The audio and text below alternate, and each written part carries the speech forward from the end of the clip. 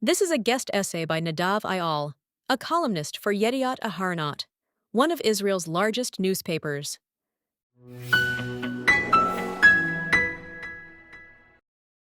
The mood in Tel Aviv over the past 48 hours has shifted dramatically.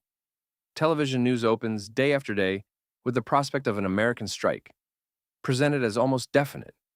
Quietly, many are being called to reserve service. Even the traffic feels lighter. This time feels different from previous rounds with Iran over the last 3 years. A 63-year-old told me at a falafel stand in Tel Aviv, a conversation he opened without me asking a single question. In a little while, there'll be war, and then everything is going to be fine. Elsewhere, that might sound like a paradox. In Israel, it makes a certain sense. Israelis saw some amount of devastation in the 12-day war with Iran in June 2025, but they also learned the limitations of the Iranian threat. Now, if the U.S. leads the charge against the Islamic Republic, this war could reshape the region, potentially for the better. That assessment reflects a broad Israeli political consensus, right, center, and left, as does the perception of Iranian regime as an arch enemy. A constant tension surrounds travel abroad. The assumption is that if war breaks out, flights in and out of the country would stop. People currently overseas on business may find themselves stuck, looking for yachts from Greece or Cyprus to bring them home, which is what happened last time. Those who want or need to leave may have to consider the same. The country is bracing for another chapter in this war, but this should not be overstated. Restaurants are full, coffee shops busy, joggers moving along the Tel Aviv boardwalk as usual. And yet the tension is unmistakable. The most desired commodity is a sense of timing, of when this will all begin. Israel's at peak readiness ahead of the possibility of an American strike. In effect, a joint U.S.-Israeli operation against the Iranian regime. American forces across the Middle East are in a posture not seen in a decade. The aircraft carrier USS Gerald R. Ford, the largest in the world, is moving eastward in the Mediterranean to join the USS Abraham Lincoln, already in position. And dozens of strike and intelligence aircraft have been transferred to the region over the past week. CBS News reported that U.S. forces could be ready for action as soon as this weekend, even as no final decision has been made. Israel's political and military leadership continues to assess that negotiations with Iran will not yield meaningful results, that the regime, and particularly the supreme leader, is not built for even the minimal concessions required by the White House, and therefore the chances of war are high. But a senior Israeli official told me, this is the president's decision, and Trump can cancel everything or accept an Iranian offer. We understand that. Regional sources estimate that if the United States acts, it will do so on a broad scale, seeking in its opening blows to eliminate as much of the Islamic Republic's retaliatory capacity as possible, specifically its ballistic missile capabilities. The Wall Street Journal reported yesterday that President Trump is weighing a limited strike designed to compel Iran to grasp the seriousness of his intentions and show flexibility in negotiations. Sources across the region doubt the effectiveness of such a measure and find it hard to believe that Washington would ultimately go down that route. Their reasoning: Tehran is unlikely to interpret any strike as limited. Even a calibrated blow would almost certainly trigger retaliation. And if the strike is too measured, it could be read in Tehran as a symbolic gesture, a move designed to demonstrate action and then withdraw, thereby reducing any incentive to compromise. From Tehran's perspective, it might also be seen as the beginning of a gradual push into a corner, prompting a sharper response rather than restraint.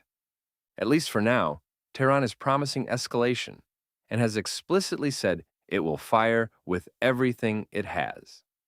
Last night, the Iranians sent a letter to members of the United Nations Security Council, explicitly warning that they would strike American bases across the region if attacked. For these reasons, many in the region assume that if there is a strike, it will require devastating damage to Iran's military infrastructure in the first 36 hours. Israel has already eliminated most of Iran's air defenses and demonstrated in the June war The vulnerability of the Islamic Revolutionary Guard Corps command and control. U.S. press has reported and Israeli sources confirm among the options under consideration is a severe blow to Iran's political and military command personnel. Israel possesses exceptional intelligence and operational capabilities and is offering to play a role in achieving at least some of these objectives. It is worth mentioning in that regard recent visits by Israeli security chiefs to Washington, not all of them publicly disclosed. At the same time, Israel is bracing not only for an initial exchange, but for the possibility of a longer conflict. Security officials are preparing for sustained missile and drone fire over weeks, not days, and for the economic and civilian strain that such a scenario would entail. In the optimistic scenario, a large-scale strike could inflict serious damage on Iran's nuclear program, already in a reduced state after the June war, dismantle much of its ballistic missile infrastructure, and strike at centers of power, particularly the warfighting apparatus of the Revolutionary Guards. Such a blow could enable and encourage internal change within the regime, or its actual unraveling. The regime is already facing a deep crisis in governance, in legitimacy, and mainly in a faltering economy. Even in a less successful scenario, there is little doubt that a wide-ranging American strike would weaken Iran's regional standing. The most rational decision for Iran, under current conditions, would be to concede and accept American demands. Any agreement would be complex, require time to implement, and would be presented as a victory by the Trump administration. Given Tehran's extremely difficult position, this is the logical choice. Tell the Americans they have won, accept the framework, and then revert to the familiar playbook. Delay, reinterpret, quote-unquote, buy time. The difficulty for Iran is that the Trump administration, unlike some of its predecessors, appears less inclined to turn a blind eye to such maneuvers. And at any rate, most Iran experts believe the Republic is not prepared to take that step because of what it perceives as sovereignty and national security. Realism has rarely been the supreme leader's compass. He operates within a tradition shaped by a state that embedded death to America and death to Israel into its national creed, where an ideological posture outweighs pragmatic calculation. In Israel, there is concern that Iran may seek to strike first against the Jewish state if it concludes that an American attack is inevitable. Tehran has tried to draw operational lessons from its defeat in the 12-Day War. It has attempted to improve command and control and understand that the opening blow will be severe. First and foremost, the Islamic Republic will seek to preserve its political leadership, above all the supreme leader and his potential successors. Iran will, of course, seek to hit Israel hard, targeting population centers, military bases, and critical infrastructure. The regime in Tehran has identified ballistic missiles, rather than drones, as its central deterrent vis-à-vis Israel. Israel operates a multi-layered anti-missile defense system, including the Arrow. Yet the sheer volume of incoming fire and the cost and finite supply of interceptors make perfect protection impossible. Iran may find it easier to strike elsewhere, including energy infrastructure in the Persian Gulf. The United Arab Emirates and Bahrain in particular could attract greater attention in an Iranian retaliation. This assessment is shared by both Israeli and Gulf sources. For the regime, victory is survival. Even managing a limited but sustained response, ballistic missiles, drones, proxy attacks, over time, so long as the regime does not fall, would be framed as an achievement. Endurance itself becomes proof of strength. If, after absorbing devastating blows, the leadership remains intact and in control, it will declare a historic victory over the United States. Faced with a massive American strike, Iranian leaders could conclude that their best course is to widen and complicate the conflict, making it more costly for Washington. That could mean attempting to close the Strait of Hormuz, targeting oil facilities, driving up energy prices, fueling inflation in the United States, and seeking American casualties in order to project an image of a war they can sustain over time. To outside observers, such moves might appear suicidal, but the regime sees them as plausible.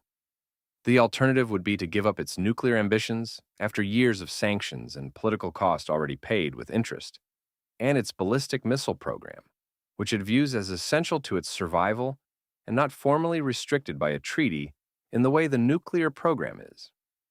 That logic forms part of the risk in any decision to strike. On the other hand, refraining from action now, or conducting only a symbolic strike, could embolden Iran further. A central question is whether the West maintains coordinated contact with factions inside the regime or with elements of the opposition that could seize on a moment of change. In Israel, some argue that, without clarity on this point, a strike could produce dramatic and unintended consequences. Alternatively, if the United States were to attempt and succeed in decapitating much of the political leadership, change will follow of its own accord. Most Israeli intelligence sources argue that at this stage, almost any outcome that results in the replacement of Supreme Leader Ali Khamenei would be preferable to the current status quo. In this context, it is also worth noting the recent waves of arrests of reformist figures in Iran. The regime appears to view them as a potential bridge to the West, and therefore a threat, while many in the Iranian opposition see the reformists as simply another face of the same system. Even in the most successful military scenario, absent actual regime change, fundamental questions would remain about the broader strategy. For that reason, some sources speculate this structured plan exists regarding internal change in a post-war Iran. Another dimension is more global. Iran has repeatedly sought to draw China and Russia closer, whether through asking for rapid military resupply or through attempting to create a deterrent alignment against Washington. Joint drills have taken place in recent days. So far, however, there is no indication of a formal alliance. Moscow and Beijing are watching Iran's performance since October 7th, and they do not seem very impressed by the Islamic Republic's results.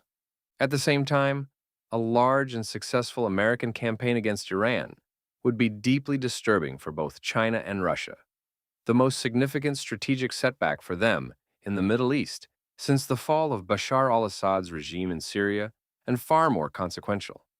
Iran supplies roughly 10% of China's oil imports. Recent U.S. administrations have sought to curb the expansion of Chinese influence in the Middle East.